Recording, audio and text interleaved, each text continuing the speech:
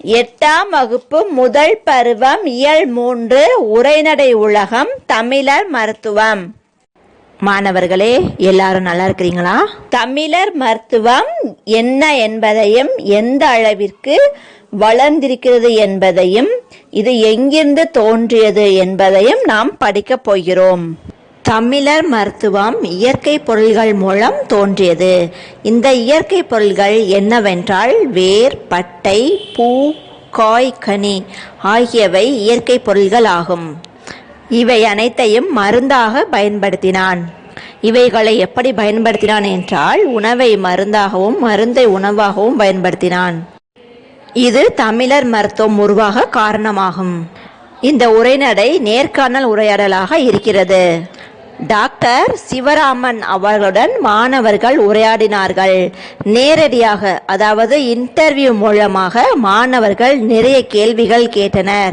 அதற்கு டாக்டர் சிவராமன் அளித்த பதில்களைத்தான் நமக்கு பாடமாக கொடுத்திருக்கிறார்கள். அதனை பற்றி படிப்போம். நுழையும் முன் மருந்தன வேண்டாவாம் யாக்கைக்கு அருந்தியது அற்றது போற்றி உணின் என்றார் திருவள்ளுவர்.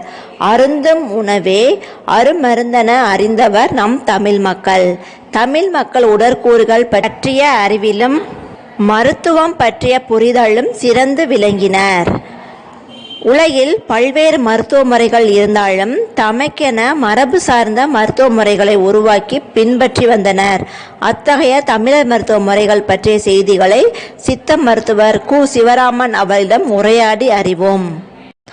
அதாவது இந்த உலகத்தில் பல்வேறு மருத்துவ முறைகள் இருந்தாலும் நம்முடைய மரபு சார்ந்த மருத்துவ முறைகள் அப்படின்னு உருவாக்கி பின்பற்றி வந்தாங்க நம்முடைய தமிழ் மக்கள். அந்த மரபு சார்ந்த மருத்துவ முறைகள் சித்த மருத்துவர் டாக்டர் சிவராமன் என்ன சொல்றாரு அப்படிங்கிறத பற்றி நம்ம கேட்க போகிறோம். மாணவர் சிலர் மருத்துவர் கு. சிவராமன் அவர்களை சந்திக்கின்றனர். வணக்கம் ஐயா. வணக்கம். வாருங்கள் குழந்தைகளே. எங்கள் பள்ளி ஆண்டு மலரில் தமிழர் மருத்துவம் பற்றிய கட்டுரை ஒன்றை வெளியிட விரும்புகிறோம். அதற்காக தங்களை நேர்காணல் செய்ய வந்துள்ளோம். நல்ல முயற்சி. எனக்கு தெரிந்த விவரங்களை விரிவாக கூறுகிறேன், கேளுங்கள். மனிதர்கள் மருத்துவத்தை பற்றி எப்போது அறிந்து கொண்டார்கள் ஐயா? தொடக்க காலத்தில் மனிதனுக்கு நோய் வந்தபோது இயற்கையாக வளர்ந்த தாவரங்களை கொண்டும் அவனுக்கு அருகில் கிடைத்த பொருள்களை கொண்டு நோயை தீர்க்க முயன்றிருப்பான். தாவரங்களின் வேர், பட்டை, இலை, பூ, கனி முதலியவற்றை மருந்தாக பயன்படுத்தியிருந்தான். இவ்வாறுதான் மனிதர்களுக்கும் மருத்துவத்திற்குமான தொடர்பு தொடங்கியது. அதாவது ஆரம்ப காலத்துல நோயை தீர்க்கும் மருந்துகளாக இயற்கையாக கிடைக்கும் தாவரங்களின் வேர், பட்டை, இலை, பூ, கனி முதலியவற்றை மருந்தா பயன்படுத்தி வந்தாங்க. இவ்வாறு தான் மனிதர்களுக்கும் மருத்துவத்திற்குமான தொடர்பு தொடங்க ஆரம்பிச்சது. அப்படியானால் பழந்தமிழர்களும் மருத்துவத்தை அறிந்திருப்பார்கள் அல்லவா? ஆமாம், பழந்தமிழர்கள் மருத்துவத்தை அறிந்தது மட்டுமன்றி மருத்துவத்தில் சிறந்தும் விளங்கினார்கள் என்பதற்கான குறிப்புகள் பழந்தமிழ் இலக்கியங்களில் கிடைக்கின்றன. மூலிகை மருத்துவம், அறுவை மருத்துவம், மருந்தில்லா மருத்துவம் போன்றவற்றையும் உடலை வளப்படுத்தி உள்ளத்தை சீராக்கும் யோகம் முதலிய கலைகளையும் அறிந்திருக்கிறார்கள். அதாவது பழந்தமிழ் மக்கள், ஆதி காலத்து மக்கள் மருத்துவத்தை தெரிஞ்சுக்கிட்டது மட்டுமில்லாமல் மருத்துவத்திலே சிறந்து காணப்பட்டாங்க. அதாவது மூலிகை மருத்துவம், அறுவை மருத்துவம், மருந்தில்லா மருத்துவம் போன்றவற்றை நம்ம உடலை நல்லா வளப்படுத்தி தயாரித்து கொண்டு உள்ளத்தை சீராக்கும் யோகா முதலிய கலைகளையும் தெரிஞ்சுக்கிறாங்க. யாரது? ஆதி காலத்து மக்கள், பழங்காலத்து மக்கள். சித்த மருத்துவம், ஆயுர்வேதம், இயற்கை மருத்துவம், நாட்டு மருத்துவம் என்றெல்லாம் மருத்துவ முறைகள் பல உள்ளன. இவையெல்லாம் ஒன்றா வெவ்வேறா? இவற்றுக்கெல்லாம் அடிப்படை ஒன்றுதான். தமிழரது நிலம் நிறைந்த பண்பாடுகளும் தத்துவங்களும் அடங்கியது. நோய்கள் எல்லாம் பேய், பிசாசுகளால் வருகின்றன, பாவ புண்ணியத்தால் வருகின்றன என்று உலகத்தின் பல பகுதிகளில் சொல்லிக் கொண்டிருந்த காலத்தில் தமிழர் தத்துவங்களான சாங்கியம், ஆசிவகம் போன்றவை உடலுக்கும் பிரபஞ்சத்துக்கும் உள்ள ஒற்றுமையை கண்டறிந்து உடலில் ஐம்பூதங்களினால் ஏற்படும் மாற்றங்களை விளக்கின.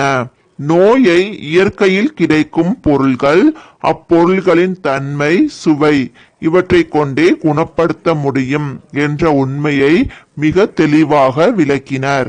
தமிழர் மருத்துவம் பண்பாட்டு கூறாக ஆகும் போது நாட்டு வைத்தியமாகவும், பாட்டி வைத்தியமாகவும், மரபு சார்ந்த சித்த வைத்தியமாகவும், உணவு சார்ந்த மருத்துவமாகவும், பண்பாடு சார்ந்த மருத்துவமாகவும் விரிந்திருக்கிறது.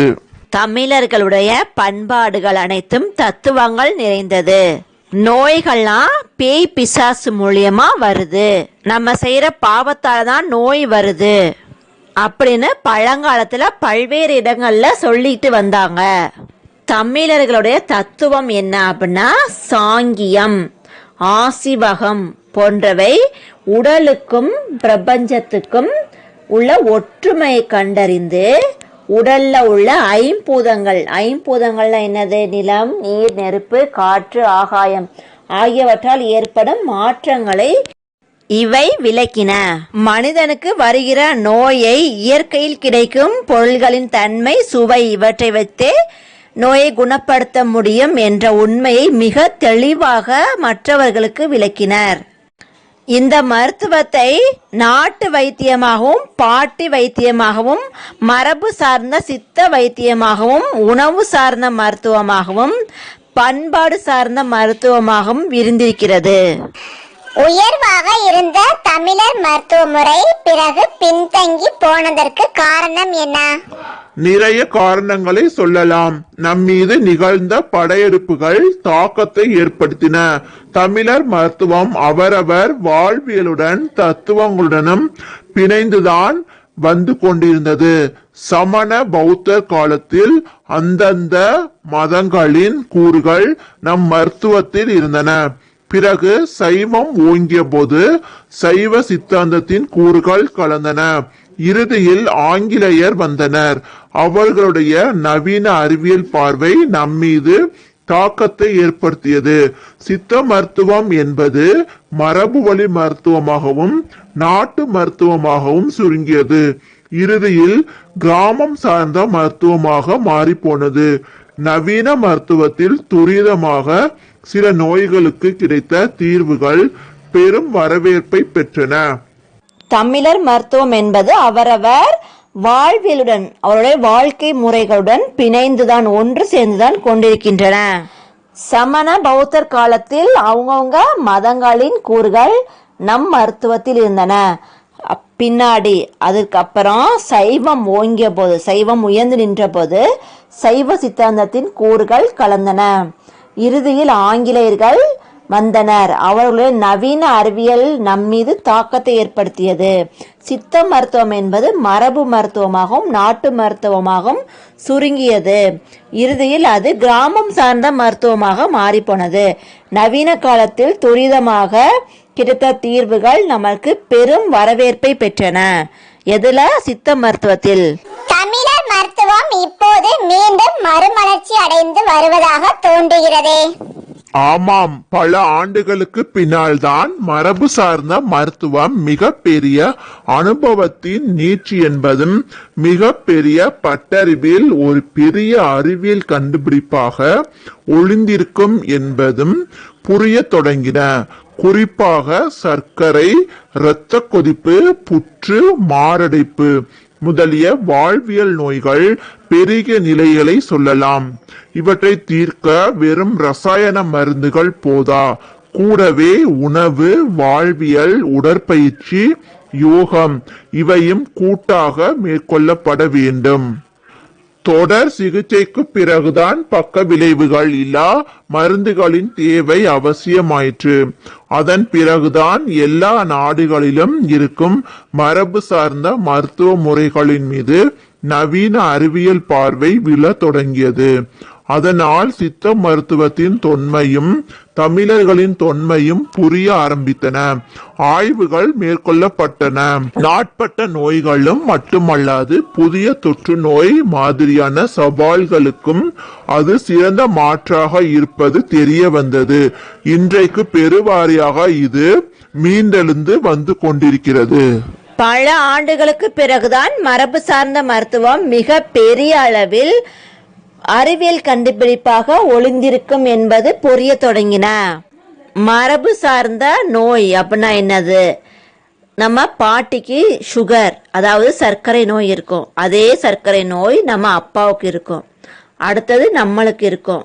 அப்படியே நம்ம வாரிசுகளுக்கு எல்லாருக்குமே வர்றதான் மரபு சார்ந்த நோய் அப்படின்னு சொல்லுவோம். மரபு சார்ந்த நோய் அப்படின்னு என்னென்ன நோய்களை சொல்லுவோம் அப்படின்னா, சர்க்கரை நோய், இரத்த கொதிப்பு நோய், புற்றுநோய், மாரடைப்பு, இதெல்லாம் பெருகிக்கிட்டே வந்துச்சு அப்படின்னு சொல்றாங்க. இந்த நோயை கண்ட்ரோல் பண்றதுக்கு நம்ம என்ன சாப்பிடலாம்? வெறும் மாத்திரை மட்டும் சாப்பிடக்கூடாது. அந்த மாத்திரை கூடவே நம்ம சாப்பாடு எடுத்துக்கணும், அடுத்து உடற்பயிற்சி செய்யணும், யோகா செய்யணும்.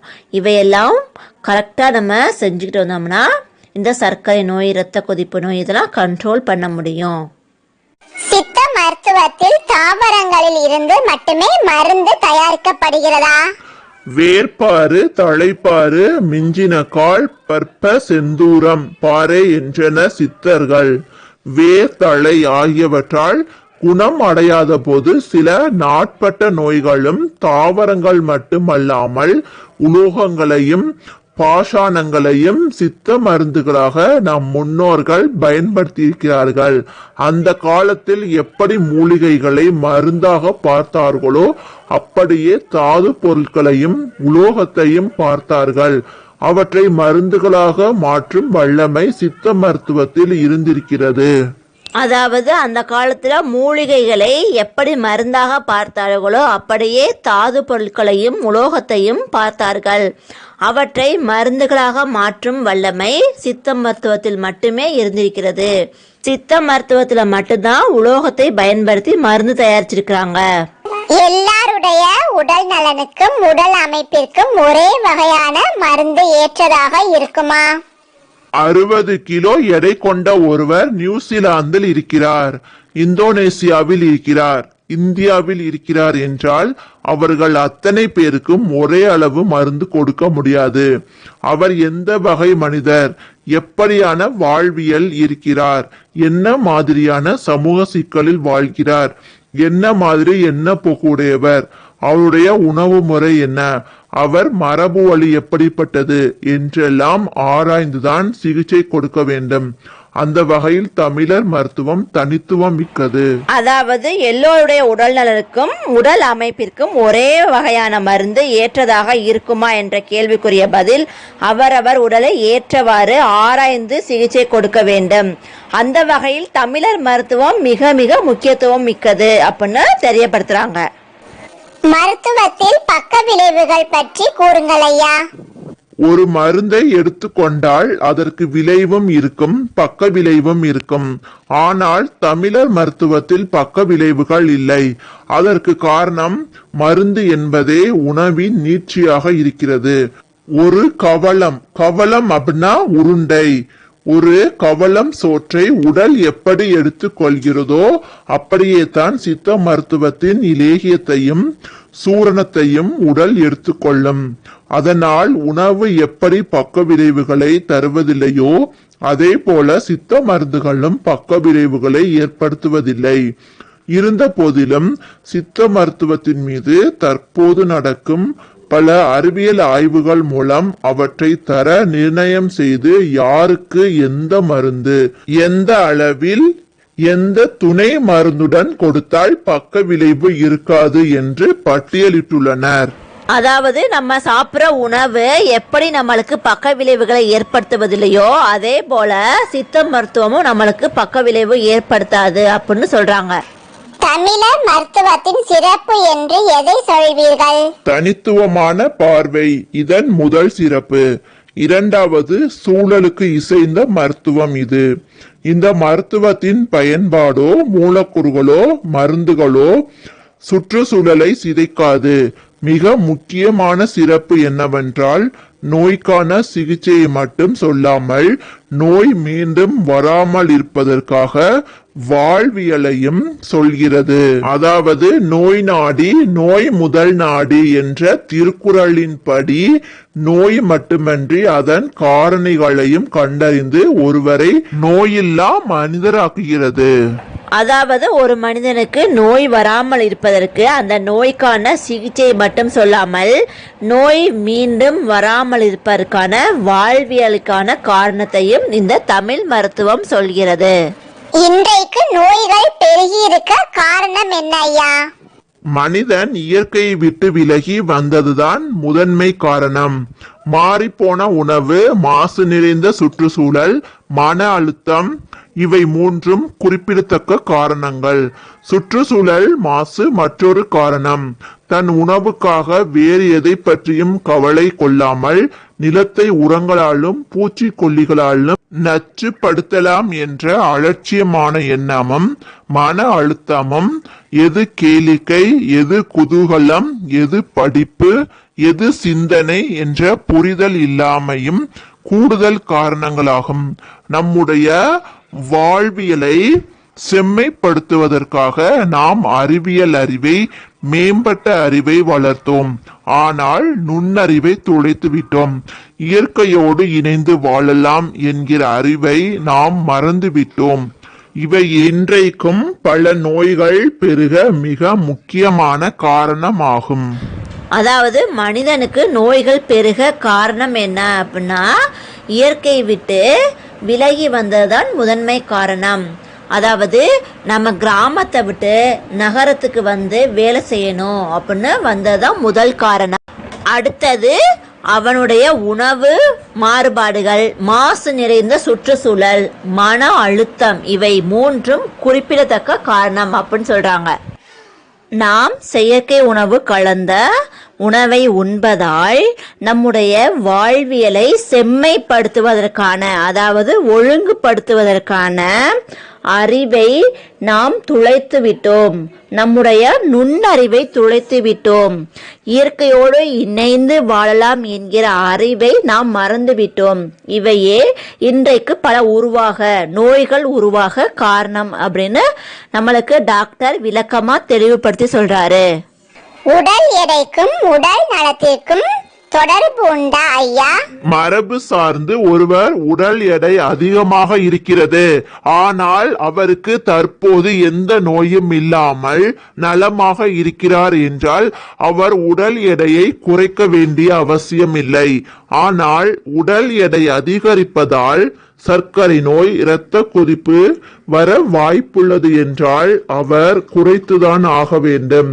அழகுக்காக மட்டும் உடல் எடையை குறைப்பதும் மிகவும் மெலிவதும் நல்லவையல்ல. அதாவது ஒரு மனிதர் குண்டா, அதாவது உடல் எடை அதிகமாயிருந்தா, அவருக்கு எந்த ஒரு நோய் இல்லாமல் இருந்தா அவர் உடம்பை குறைக்க வேண்டிய அவசியம் கிடையாது. ஒரு மனிதர் குண்டாக இருக்கிறார் அப்படின்னா அவருக்கு இரத்த கொதிப்பு, சர்க்கரை நோய் இருக்குதுன்னா அவர் உடம்பை மெல்லியதாக குறைத்துதான் ஆக வேண்டும்.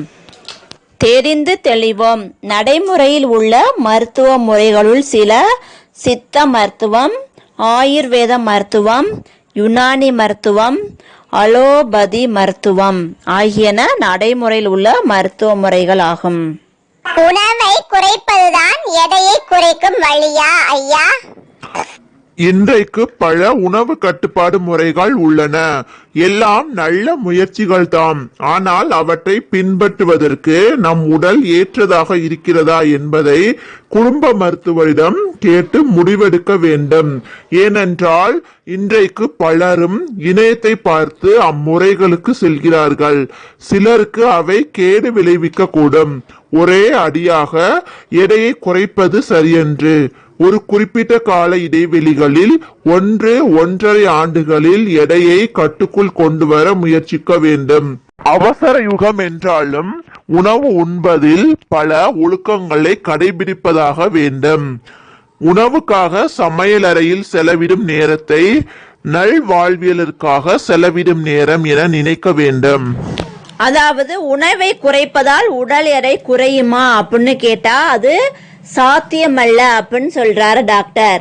சிலருக்கு உடம்பு கேடு விளைவிக்கும். நம்ம உடம்பு குண்டா இருக்குது அதனால கம்மியா சாப்பிடணும் அப்படின்னு நினைச்சு கம்மியா சாப்பிட்டோம், குறைவா சாப்பிட்டோம்னா நம்ம உடம்புக்கு கேடு விளைவிக்கும். ஒரு குறிப்பிட்ட கால இடைவெளியில் 1 அல்லது 1.5 கிலோ குறைவது கட்டுக்குள் கொண்டு வர வேண்டும். உடல் நலத்துக்காக உடலுக்கு நாள்தோறும் என்ன செய்ய வேண்டும்? தினமும் 45 நிமிடத்தில் 3 கிலோமீட்டர் நடைபயணம், 15 நிமிடம் யோகா, தியானம், மூச்சு பயிற்சி, 7 மணி நேர தூக்கம், 3 லிட்டர் தண்ணீர் அருந்துதல் ஆகியன அவசியம். எங்கோ விளையும் ஆப்பிளை சாப்பிடுவதை விட நமது ஊரில் விளையும் கொய்யா, இலந்தை, நாவல், பப்பாளி, நெல்லி, வாழைப்பழங்கள் ஆகியவற்றை காலை உணவுக்கு முன்பு சாப்பிடலாம். நம்மளுடைய உடல் நலத்துக்காக நம்ம டெய்லி என்ன செய்யணும், தினமும் என்ன செய்யணும் அப்படின்னா 45 நிமிடங்கள் 3/4 மணி நேரம் நடைபயணம் வாக்கிங் போகணும், 15 நிமிடம் யோகா செய்யணும், தியானம் செய்யணும், மூச்சு பயிற்சி செய்யணும், 7 மணி நேரம் மட்டும்தான் தூங்கணும், ஒரு நாளைக்கு 3 லிட்டர் தண்ணி குடிக்கணும். இதெல்லாம் ரொம்ப அவசியமானது நம்மளுடைய உடம்புக்கு அப்படின்னு டாக்டர் தெளிவுபடுத்துறாரு. நாம எங்கேயோ விளையிற ஆப்பிள சாப்பிட்றத விட நம்ம ஊர்ல கிடைக்கிற கொய்யாப்பழம், இலந்தை பழம், நாவல் பழம், பப்பாளி பழம், நெல்லிக்காய், வாழைப்பழங்கள் இவற்றை நம்ம காலையில சாப்பிட்றதுக்கு முன்னாடி சாப்பிடணும். பல வகை மருத்துவ முறைகள் இருக்கின்றனவே, அவை இணைந்து செயல்பட முடியுமா? உலகின் அத்தனை மரபு சார்ந்த மருத்துவ முறைகளுக்கும் பலமும் இருக்கிறது, பலவீனமும் இருக்கிறது.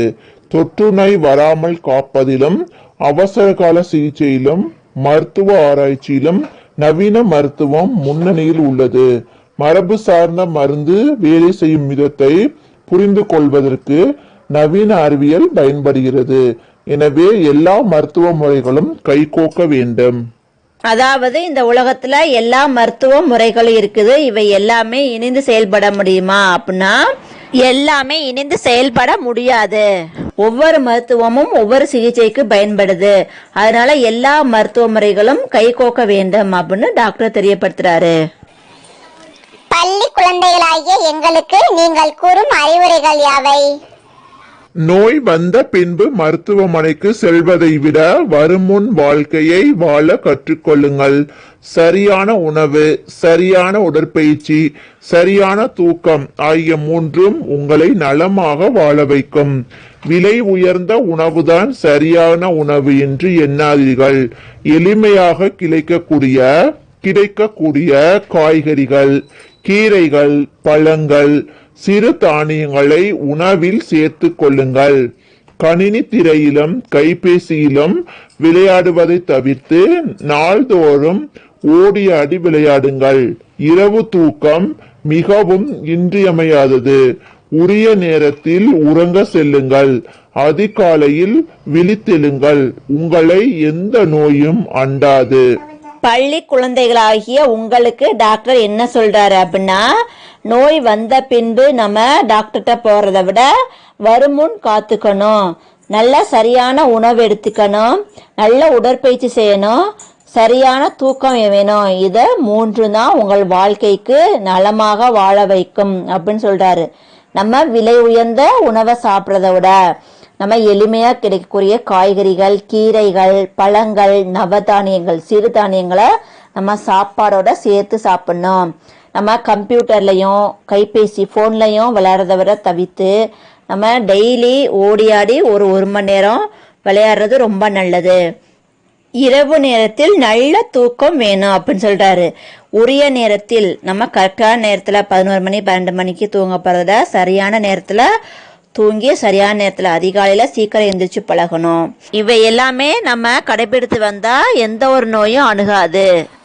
மிகவும் பயனுள்ள செய்திகளை இன்று அறிந்து கொண்டோம். மிகவும் நன்றி ஐயா.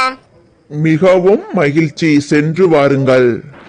இந்த பாடத்துல இருந்து நீங்க என்ன கத்துக்கிட்டீங்க? தமிழர் மருத்துவத்தின் சிறப்புகளை தெரிஞ்சுக்கிட்டீங்களா? நோயின்றி எப்படி வாழலாம் அதற்கான வழிகளை தெரிஞ்சுக்கிட்டீங்களா? நீங்க வாழ்ற பகுதியில கிடைக்கும் மூலிகைகளை பயன்படுத்தி அதோட பயன்களை அனுபவிக்கணும். நோய் வந்த பின்பு மருத்துவமனைக்கு செல்வதை விட வருமுன் காக்கும் வாழ்க்கையை வாழ கற்றுக்கொள்ளுங்கள். நன்றி.